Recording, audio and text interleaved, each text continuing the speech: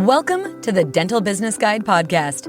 From money to marketing to management, this podcast will help you run a better dental business.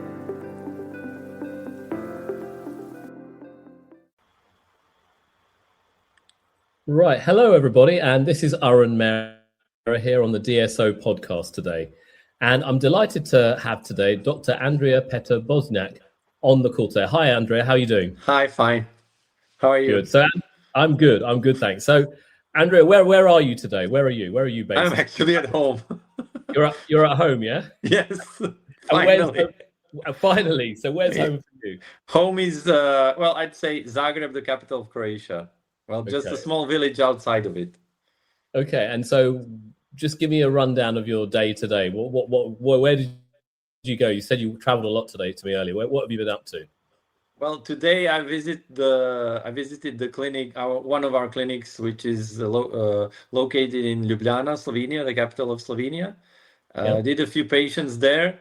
Then I jumped over to Maribor, where I had a little lecture with some, I'd say, postgraduate students and the likes. And then I went back home. So that was the full day. Okay. Started pretty early, around 7 o'clock. Okay, so all right, fair enough. And so now you're the clinical director of Adria Dental Group, is that correct? Yes. Yes. So what does that actually entail? What does that actually mean? Well, actually, it means overseeing all the clinical things that are going on in our clinics, and we currently have actually 16 locations in 3 countries. So Croatia, Slovenia, and Italy, with around 150 dentists. Okay. The same amount of dental chairs, dental units. Yep. I think there are 180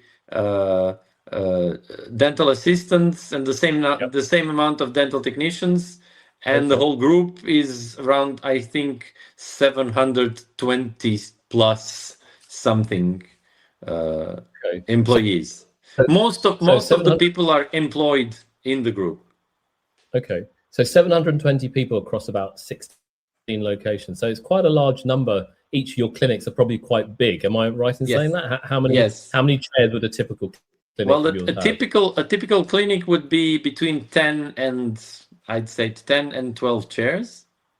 We only have one clinic that has 4 chairs. That's the smallest one, and the biggest one has 23.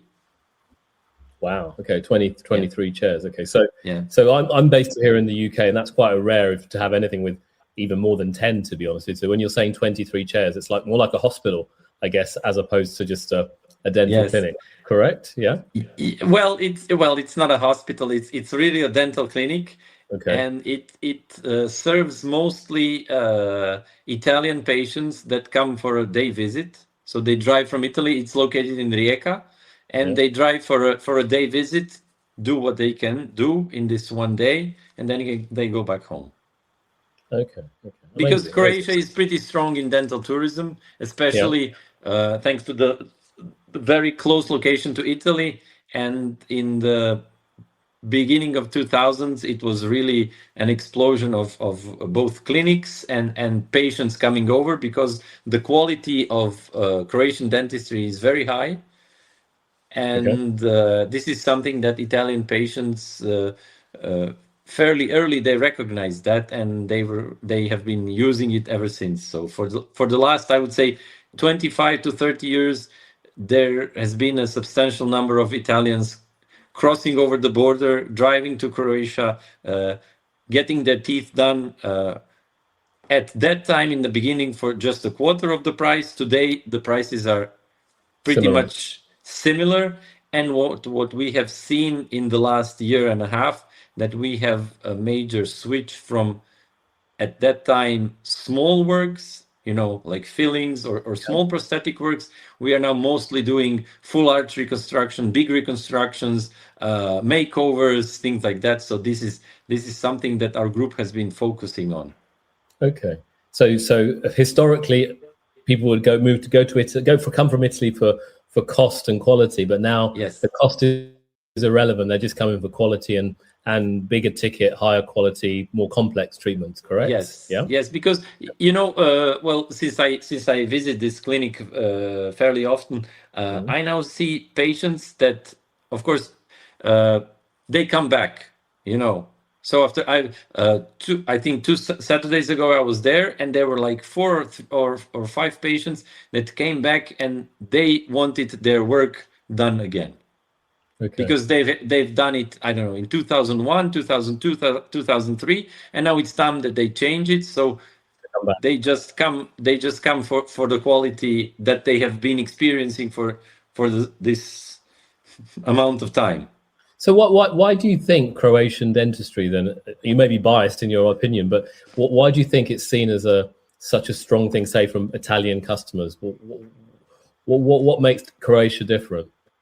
I would say, well, for this answer, I have to go a little bit back in the history, and just give you an overview of the Croatian health system, how it's organized. You have like a public sector and you have private sector, meaning that you have a lot of, especially dentists, who just serve patients who pay out of the pocket. So they have no connection to the Croatian insurance fund that is part of the public health sector. So this is a group of doctors, of professionals who somehow wanted to stand out from the standard or I don't know how to say, but the normal, so to say, health sector. So they were always looking for some education. They were always investing in themselves. And naturally, with the well, there was a small amount of private dentists even back in Yugoslavia, but since the 90s and the breakup of Yugoslavia, people were always looking towards the West. And I know stories of people who have now already retired, like my mom. They were always looking for some congresses or education somewhere in Germany or Italy to go there to learn new things and then implement them in Croatia. They were even smuggling material. I don't know. Was your mother a dentist? Yes, she's a retired dentist. Retired dentist. Okay, so let's go back to that. So was that a main reason for you to enter dentistry because of your mother, or what was the reason you entered dentistry? Well, I was thinking I was between medicine and dentistry. Then I realized, well, dentistry is something that once you finish, you can get your head into it and work immediately with because my grandfather was a medical doctor, and I remember his stories with all the postgraduate studies and things like that. So this was somehow boring. And maybe it seemed too much for me. And I've seen my mom working because she worked at home, and she also had her private dental office. And I've seen that that's something that you really very quickly start seeing what you're doing. Yeah. Okay. So but then I realized I will never work with her. That was also important. Yeah. Well, working with your parents is never easy, I think. Yeah. So. And so obviously you trained as a dentist. You've now you're a clinical director overseeing, as you said, 150 dentists in a large growing DSO or dental group.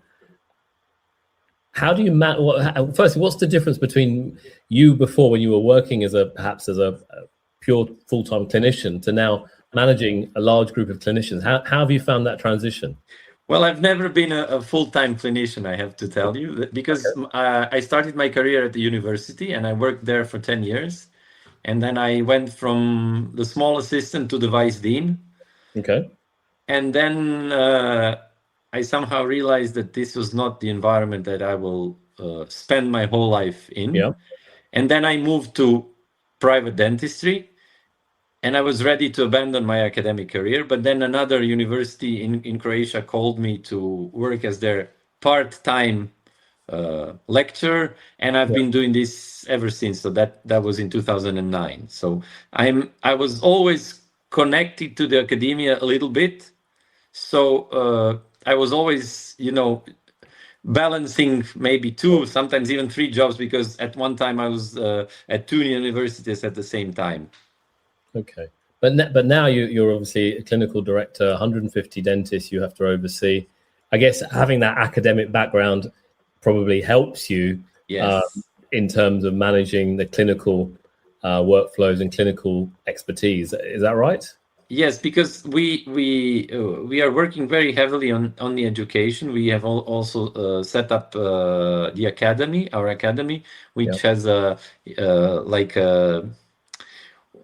webinar data bank where we put all the recorded stuff that people can look at it anytime, and we also organize quite a lot of lectures for our dentists, hygienists, assistants, technicians. So I think that at least once a month there is something happening in the group. So my academic background and the things that I have learned as a lecturer, as a teacher, I've tried to implement this really strongly into the group, because I think that's very important. We've seen some really great career breakthroughs and developments in this short span of, I'd say, 3 years. Some people have really excelled, being backed up by the group and by the idea. Sure. And just out of interest, you run in 3 countries. You have to deliver these in 3 languages, or is there just one common language for all these? No. Luckily, I speak quite a lot of languages, so I can manage. Yes, and I also had to get my diploma recognized in Slovenia and in Italy as well, in order to be as a support there. But we are a small country, so learning foreign languages is something that we are very used to. If someone would drop you in one of our clinics, which is close to Italy, in the middle of the day, you'd think you're in Italy, because everybody's speaking Italian. Really? Yeah? So how many languages do you speak? You're going to put me to shame here now. So I speak 5. Wow. So English, Italian, Croatian, Slovenian. Do you? A little bit, yes. Yes, right. A little bit of French and a little bit of Spanish. Okay, wow. Okay, so man of many talents. German. Okay. I don't know if we mentioned German. Yeah, I did say you speak German as well, yes? So yeah. Well, German is basically my second mother tongue, because also due to the fact that we're very close to Austria and Germany. Yeah, very close by. Yeah. Okay. So now, looking at your role, you've been, as you mentioned to me earlier, you've been in the role a few years as a clinical director. What do you foresee? What are your current challenges, and what do you see are the challenges coming up ahead for a group like you? Well, at the moment we haven't had any acquisitions in the past year. Okay. So we have now consolidated most of the things that we have projected to do in the last year, because we used it for these consolidations. And what we are now looking at is definitely growth. Okay. Growth in a sense that we want to offer our patients the best. Well, we are pretty good at what we are delivering, but we are just trying to excel in that, and in order to invest in new technologies and invest in new protocols to deliver our patients the best possible treatment that they can have. Because also because quite a lot of these clinics were very much oriented towards foreign patients, we have somehow managed to turn this around in order to build our local patient database, and we are really growing strong. And we have more and more, because Croatia is a small country and Slovenia is also a small country. So people are now flocking to our clinics because of the experiences and the people that, because this is, I think, that the most important thing in dentistry. Once you have a good experience somewhere, you will go around and talk about it. So we have more and more people coming because the clinics were recommended by former patients. And also all these clinics have been around for quite a long time, 10 plus years. Yeah. So everybody now knows the names. And one other thing that I would like to mention, that although we are a group, we are basically treating it as a house of brands, because some of these names are so well known that you really have to just build it further. So you keep your local practice names and or local clinic names in their area, okay? Yes. But they're still part of a group, and so you have the power of the group in terms of oversight and not branding, but in terms of buying power, that type of thing. But you keep that local brand, yeah. Okay. This is especially, just to go back what you asked me for what my greatest challenge is regarding the education. Without the support of the industry, we couldn't do much. So as a group, we are really now recognized, and our industry collaborators are really much into it, into giving our doctors the best possible education. So we're really using it, maybe a little bit abusing it. Sure. But if you go back to now your wider team, you told me earlier that some of the clinics, average clinic size is around 12 chairs. Some go up to over 20 plus chairs. And you've got offer full discipline of treatment. Historically, it was dental tourism, but now you're offering not only that, but also to the local market, correct? Okay. Yes, well, some of the clinics were always, were built by the local patients. Yeah. Some of them relied heavily on dental tourism. But when COVID struck, this was really a blow, because some of the, especially the clinics in the western part, which were working with Italians, they closed overnight. Yeah. But they have all managed to switch to the local population and the local patients. Okay. So in some clinics, you still have a lot of foreign patients, but in most of them, it's either 50-50 or domestic patients in bigger percentage. Okay, all right. And so you've seen the growth of your group over the last few years, okay? And what I've seen in so many DSOs is that culture and leadership are paramount in such an organization. What do you do? What do you do as an individual? What do you do as a group to firstly keep team motivated, retain team, encourage team, develop team? What kind of things do you do? Well, the most important thing that me personally that I do is that I find also very important is visiting the clinics. Okay. So when you go over there, you talk to them, you discuss the challenges that they have, you solve their problems quickly. This is very important. For example, we had a in one of the clinics, one of the colleagues, she had to switch the aligner system that she was using. Sure. So we organized it practically, the education in a week. She went over there, did the education, started implementing it, and next time when I visited, she was so thrilled. She was really happy, and she really said, "This is what now I feel the power of the group, because I was able to get myself organized, go there, do the education, and implement it immediately." So this is something that's really working as a group, but you have to act fast. Yeah. Okay. All right. And so, as the clinical lead in the group, you're so heavily reliant, obviously, on great, not good clinicians, but great clinicians in your team. You mentioned earlier that you've obviously got you do a lot of training and webinars and academic type of training. But how else do you manage to keep the lead clinicians engaged? How else do you retain them? Well, I think that we are lucky to have a very motivated team among the lead clinicians in the clinics. They're fairly young, and they see the potential, and they see the power of the group. I think that's the most important thing. One thing that we started from the early beginning is we set up a medical board. So we have a group of, like a think tank where we discuss some things.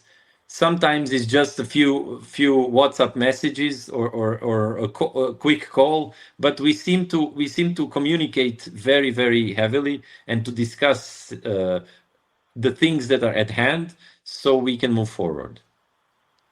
Okay.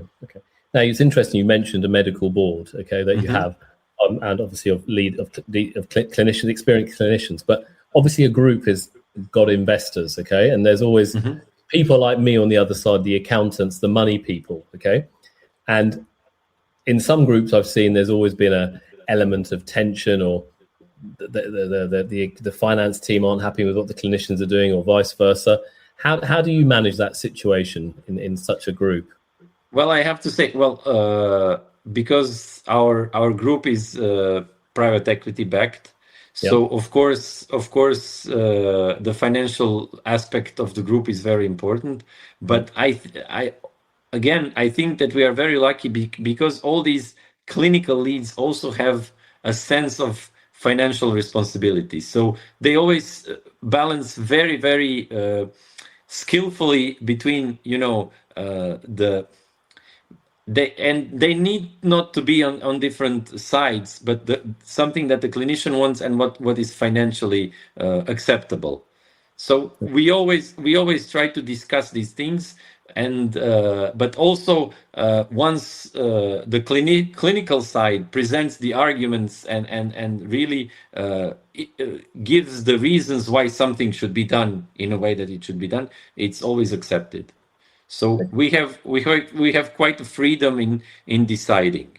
And one thing that also attracted me to the group is that the investors and the backup from the private equity, they were always very straight in saying that the quality will never be put in question. Yeah, okay, that's very reassuring to hear, because over the years, I've met groups where people have said that, and unfortunately, it changes. Okay, but it's great to hear that. Yes, but one thing that I also heard when the private equity appeared in Croatia, they were saying the prices will go down. They will start using materials of lesser quality and things like that. But it didn't happen. It didn't happen. We are still managing to maintain the quality. We are still using premium materials. And I have to say, we are among the most expensive clinics in the country. Sure. So our prices are not low. Sure. But I think that goes back to then finding the right partners to work with, the clinical team with the right private equity team. That's when that works. It's such a great to see, but there are occasions when it doesn't work as well. Okay. Yes, of course, yeah. I can imagine. Yeah. So, I suppose. Okay, we've been talking for 20 odd minutes already now. I don't want to take up too much of your time today, but no problem. It's very interesting just to hear what you're doing. But you mentioned earlier technology that you're implementing into your clinics. What kind of technology? Is it AI related? What kind of stuff are you doing? Well, when the group was founded, just I think out of 16 clinics now, I think that only 2 had maybe 1.5, I would say, had the digital protocol. Now all the clinics are using the digital protocol in all aspects of the clinical workflow. Okay. So we've switched in a year and a half. We've switched to basically not using any impression materials. Okay. And we have had producers calling us, what's going on? You're not ordering any impression materials, but we're basically not using them. You don't need anymore. Yeah. Yes, and what we've seen, but we've done this clinic by clinic, that some of them already were very heavily into zirconia works, but we have somehow managed to switch all of them to more zirconia works, and especially now with the development of these digital technologies in the lab and the milling machines, I think we currently have more than 30 milling machines in all the clinics. In all the clinics. Yes. Okay. And with the big reconstructions that we are working, we are now slowly but surely switching towards titanium bases with zirconia over it. And this is something that's more or less been done in the same way in all the labs, because we have 9 labs in the group. Okay. And they are also communicating very, very frequently, and also helping each other and looking for new solutions and discussing cases. So it's really a buzz also among the people in the labs. So interestingly, so that the lab is a large part of the business by the sound. Oh yes, right? The lab is we have our biggest lab is 1,200 square meters big. It's 70 technicians. Wow. Okay. And it has 2 3D printing machines. I think that they have more than 10 milling machines. So it's like a factory, really. Oh, yeah. Okay. Interesting. Yeah. So wow. So it's hand in hand. The technology, the labs, the clinicians, the investors, all kind of singing off the same hymn sheet here. Okay. Yes, they have the investors have somehow identified where to put their money. Yeah. 3D scanners, milling machines, digital technology. So this is something that's really turned around some of the clinics really, really strongly. Okay, all right. So now just kind of just your viewpoint, really. I think I've fortunate enough to know many dental group owners, met many over the years, some doing well, some not doing so well. What's the one mistake you've seen many groups make, though, in your experience and your expertise over the years? Well, I wouldn't say I haven't. I've spoken to some of the clinical directors because I've met them. Yeah. I think that one thing that is very challenging, and I wouldn't say it's a mistake. It's just a fact that when the clinicians are not employed, the doctors are not employed, so they basically working for themselves. Yeah. And when there's no, I would say group sense. Yeah. If you know what I mean, they sense that they belong to a group, then it's not moving forward. Yeah, interesting. So it's that culture, isn't it, being part of something, correct? Yes. But because now after these 4 years, for example, today I had a situation in one of the clinics. There was a patient that need to be a surgical. They had to place some implants, but there was no free doctor. So we called the doctor from another clinic. When he finished his shifts, he went over to the other clinic and did these 2 patients. So this only happens if you feel that you belong to a group. Sure. And therefore, in the way you're set up, are your dentists all employed by the group? Yes. Okay, so they're actually employees, as opposed to most groups that have things like associates where they have a kind of a distant relationship with it. You're right, they're kind of self-employed. So that culturally does change things. When they're part of something, they're not thinking about something else. They're part of the whole organization, which I think you're right. And that leads into the whole culture, and that definitely leads into how you lead the team. Oh, how interesting. Okay. So is that quite common in Croatia to have groups like that, or is it? No, we are the only. Well, I think there's only one other that is mixing medical and dental together, but we are the only dental group. Okay, that has that kind of employment type of angle to it. Well, most of the doctors in Croatia are employed. Okay, but they are also owners. So there's yeah. Okay. So now, just kind of wrapping this up. If you were starting your career again, or starting a dental group from scratch today, okay, with everything that you know now, what would you do differently in the first 12 months? I would get rid of the owners quickly. Yeah. Okay. Former owners. Yeah, former owners. Yeah. Okay. Yeah.